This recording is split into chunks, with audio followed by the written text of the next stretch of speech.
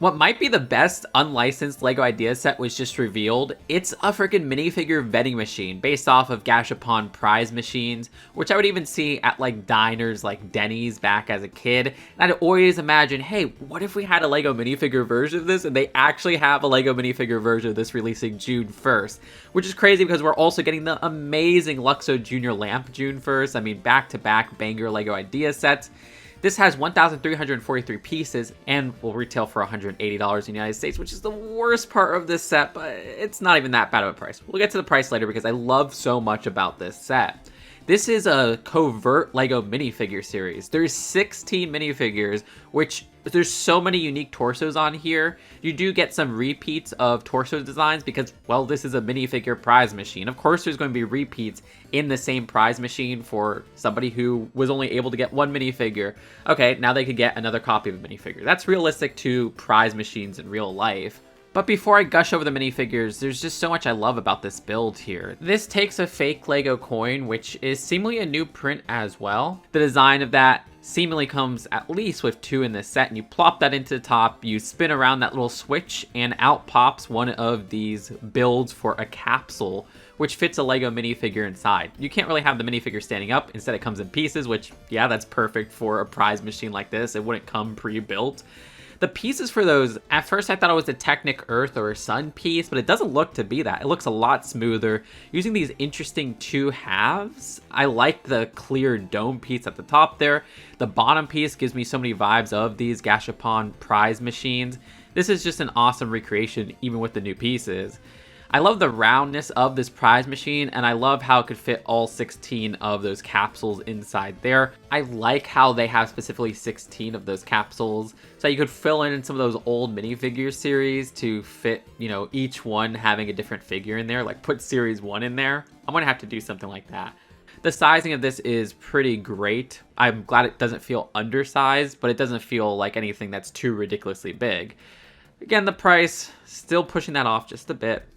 Don't think it's terrible for the size. But I will say, upon closer inspection, like this video right here, it's so much girthier than it puts on from that front box. So it is a pretty bulky build. Okay, the minifigures. Like I said, this is secretly a LEGO minifigure series. We didn't get one in May with the F1 series, but we kind of get one here.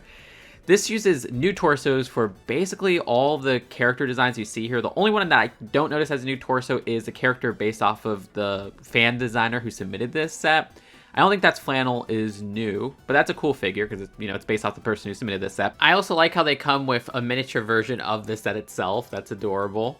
Look, 2 of my favorite themes that get underrepresented from LEGO, Fabuland and Paradisa.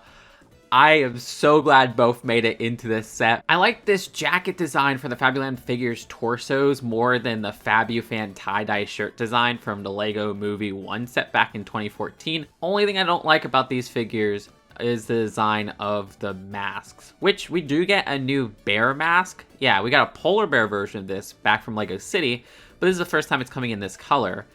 That's cool, but, the design of the eyes here and the shaping of the mask using that existing piece does not scream Fabuland to me. Something like the LEGO house set didn't nail the eyes of Fabuland, but the build of that was so specialized to the Fabuland characters, the eyes didn't really come out as a problem at all. But this already is facing an uphill battle with how the molding doesn't look like a Fabuland, say, bear. It's like, okay, the eyes don't even look like a Fabuland character. You couldn't even give us maybe the double pupil original eyes or the later more cartoony eyes of Fabuland. You just kind of reprint the same print from the polar bear. That's really lame to me. The elephant works a little bit better because at least that's more shaped like the Fabuland elephant, but still it has the same eye problem, and I wish this was just a full-on mask piece, which it would require a new piece for both of these. I mean, I don't think the Chima Bear piece is going to work for Fabuland either. It doesn't seem like they could use the license for a Nintendo piece from LEGO Animal Crossing, which is funny because we do get a new color for a Nintendo piece in this set. So I am a little bit disappointed by the Fabu fans. The design of the Paradisa fans are pretty awesome. I mean, there's not much more to those figures beyond the torso prints, but yeah, I love those torso prints so much. But the best minifigures of this set are probably the classic Space People. This was left up to a fan vote for fans to vote which colors they wanted the classic Space People of this set.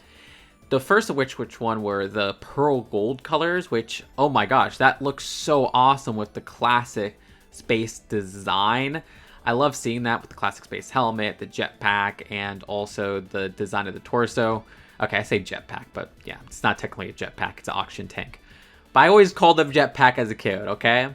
The only thing I don't like about it using pearl gold is that you could already see there's that marking at the front there, which if you're like an OG Jess 2 viewer, you know I don't have the best experience with pearl gold minifigures. Back in like 2012 and 2013 with the Chitauri 2012 Avenger sets, I kept having a problem of the Chitauri having all these markings with the pearl gold base, and LEGO would keep having to send me replacements, and they would send me gift cards with it, but it was like, oh my gosh, can I get one without the marking at all?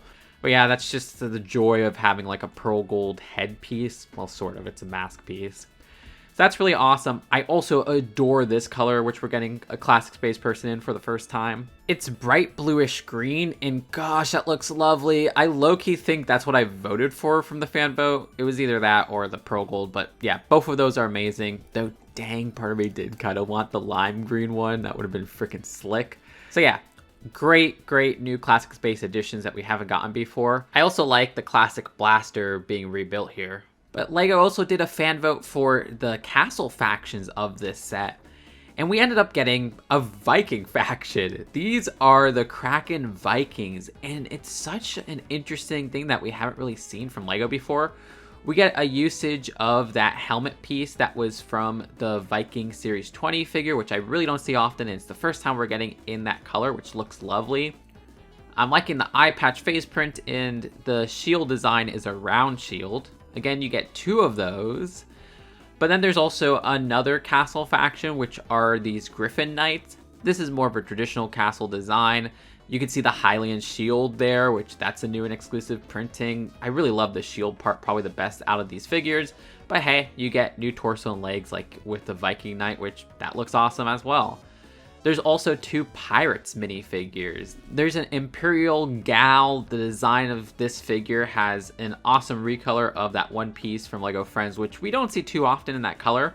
But the best part is the exclusive torso print. I do wish the legs had some printing on them, but hey, that torso print is very satisfying. I like seeing the tan base there. This guy over here gives me vibes of like a 2009 Pirates person, even though we have the updated bandana. The design of the torso is new and very welcome. But I think that's just about it for the minifigures, aside from one last one, which is a LEGO Ideas person. I love getting a torso print with the Ideas logo on there. I mean, yeah, it's a LEGO reference to the LEGO set, so you could call it a bit pompous, but I've wanted an Ideas torso like that for a while, and I always expected them to throw it into a LEGO Ideas set, so it's cool to just kind of see it show up there on kind of like the sweater design. That looks fantastic. So I'm satisfied with just about all the minifigures here. Even if I have gripes with the Fabuland figures, at least I'm happy with those torso prints. Alright, so we gotta talk about the elephant in the room. You know, the actual elephant in the room. Not the actual elephant, but the symbol. Whatever, you get the point, okay? 180 bucks. Okay, well, you know, like I said, you're kind of getting a secret covert LEGO minifigure series in here. 16 minifigures is a lot for a set of this size and this price range, but dang, does it feel steep. Like I said, it's a great size for the build they're going for. I don't know if it's a great size for a $180 set. Would have been perfect at 130. 150 would be pushing, but 180 is so much. Again, great functionality there. But the low piece count definitely shows at 1,300 pieces.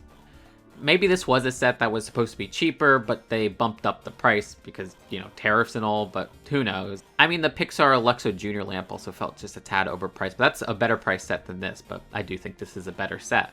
Anyways, a few more notes to mention. I also find it interesting because the original submission said that this was a prize machine in its title. This one changes it specifically to minifigure vending machine, and I think that has to do with just trying to avoid any allusions to gambling here, even if it is an 18+ set. And, you know, LEGO has advertised gambling in ways before, or indirectly done it with stuff like CMF series, whatever. And I think this is a faithful reinterpretation of that original Ideas project. I don't think there's like any loss of quality between these two. Finally, I gotta say, you could use that coin to perfectly decapitate Vitruvius. Anyways, I think I've said enough about this set. I absolutely love it, and I can't wait to get my hands on it. Let me know if you're just as jazzed about this set as I am, or am I overpraising it? Because, oh, I'm part of LAN, oh no. Subscribe here for more honest LEGO takes. You know, I will never compromise on honesty. Check out my Simpsons Krusty Burger review, which I just put out and put a lot of effort into. Subscribing, liking, and commenting really helps with the algorithm, which is cruel. And I'll see you later. Peace out. Bye.